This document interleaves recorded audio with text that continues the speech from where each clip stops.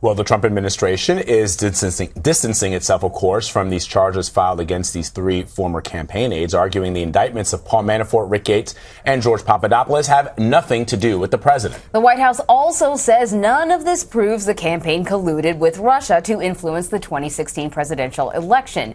CBS News White House and senior foreign affairs correspondent Margaret Brennan joins us now. So, Margaret, the president tweeted about the charges, saying that, all of this happened before Paul Manafort was his campaign chief, which is true. And he also emphasized that there was no collusion. Because Manafort's lawyer said that. Yeah. But can you explain, why this is still extremely problematic for the president and for his administration?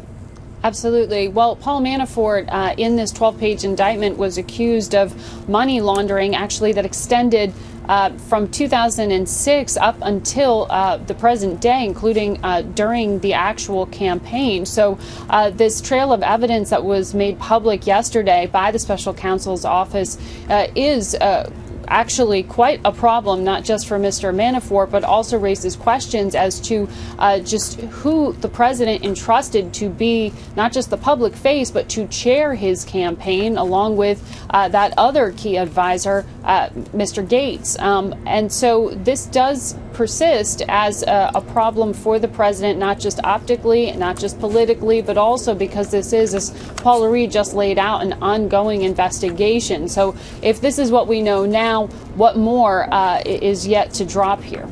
Yeah, and we've seen the reports, obviously, that the president has been fuming about these indictments. That was the story out of the Washington Post yesterday. We've seen the reaction from Sarah Huckabee Sanders. What are you hearing today, Margaret, or even from late in the day yesterday, about how the president is taking this? We've seen his tweets. He wants the special counsel to, quote, check the Dems.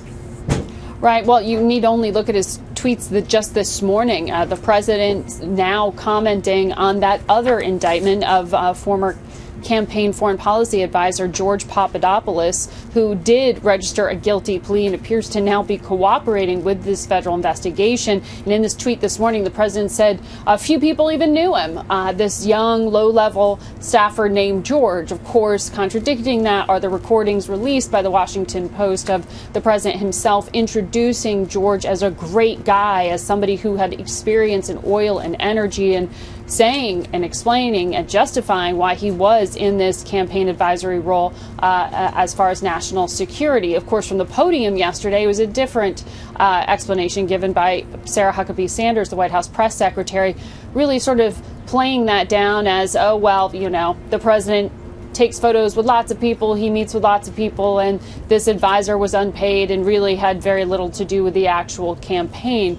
Well, we'll see, because as we know, he's now working with authorities, and we believe that in that he was described as sort of a proactive role that he is playing in that investigation. That means that he is sharing information, whatever it is that he does have, to explain that now, yes, someone, at least him, on the Trump campaign, reached out to Russia. And in the public indictment yesterday, it was revealed that he didn't do this of his own accord necessarily. He was actually encouraged to do so by those higher up on the campaign. That was an unnamed advisor on the campaign released in that indictment yesterday. So, of course, the next question is, well, who and how far up was that line of authority that signed off on trying to make these contacts with Russia with the intention of getting damaging information on the 2016 opponent, Hillary Clinton?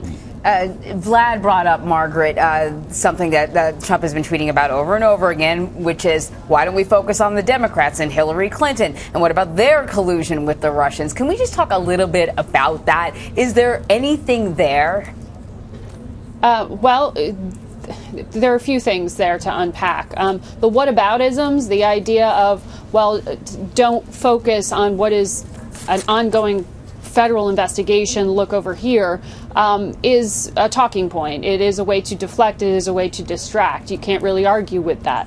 But when you come to the substance of what the president is pointing to here in terms of not the investigation that's underway led by Special Counsel Robert Mueller, but some of the congressional probes and some of the things that the Justice Department has been asked to look into in regard to others related to the Clinton campaign.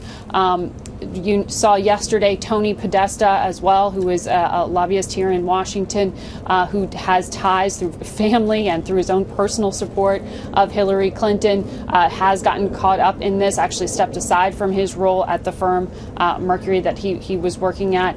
You also saw just in the past few days more revelations about that so-called dossier, that opposition research, damaging information about Donald Trump as a candidate that had been put together and funded not just by Republicans who wanted to hurt him and take him out of the race, but also by Democrats who wanted to hurt him and take him out of the race.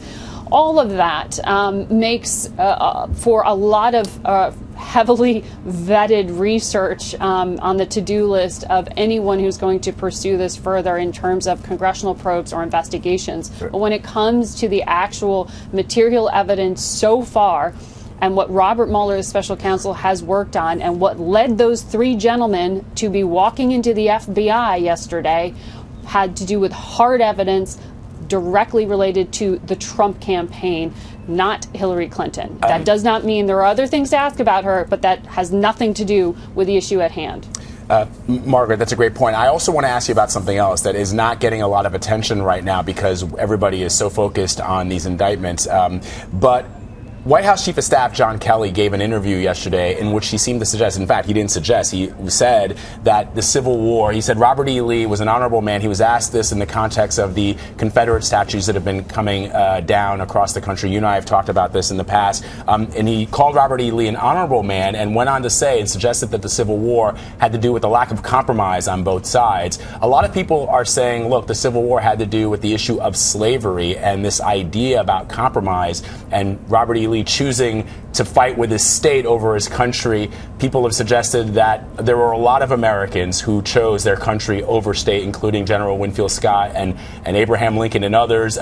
This hasn't been getting a lot of attention, but what does it suggest to you about John Kelly and his position in the White House, given that he also refused yesterday to acknowledge that he'd made a mistake in this characterization of Congressman Wilson, Frederica Wilson? Well, I thought it was remarkable to have the Chief of Staff sit down on an interview like he did last night with Fox News on a day that was just so politically sensitive, so legally sensitive for the president himself and for the rest of this administration. I thought he did seem to choose his words carefully when he was talking about those indictments yesterday, really tried to distance the president as much as he could from that, but did admit that it's very distracting, that the president brings it up multiple times a day when they meet and have conversations, and he says he tries to put that aside and then focus on the work, but it comes up every single day. Those were the things that I thought were really stood out to me from what John Kelly laid out yesterday, because he, up to this point, has not been viewed in any way as a political player. This was a man who served his country for decades in that role in the Marine Corps. So to have him in a political role is still unusual to see him in that. And what you're pointing to is a part of that later conversation with Fox News, where he did seem to wade into some pretty loaded language and territory because of these debates that have been had over the past few months about in the wake of that violence in Charlottesville, fueled by white supremacists, that has reignited this conversation about symbols and whether they are hateful or historical. And so that was, again, a sort of unusual and uncomfortable moment, and he seemed to step in it in some ways by taking the position, as many military historians would argue, and some historians would, that this was a matter of a general's loyalty to his state over more. But he didn't say loyalty to state and actually help to try to destroy the country, which is where the other side of this conversation is, that you can't separate Robert E. Lee from those who were around him and fought alongside him, and the tie of the Civil War to slavery. That you can't clean this up and separate that out. So he waded into, he was asked, but he waded fully into such a contentious area. And it's a dangerous one, because as you can see on Twitter and elsewhere today, he's getting a lot of heat for it. Yeah, and no mention of slavery, which I think is puzzling a lot of people. Margaret Brennan, thanks a lot.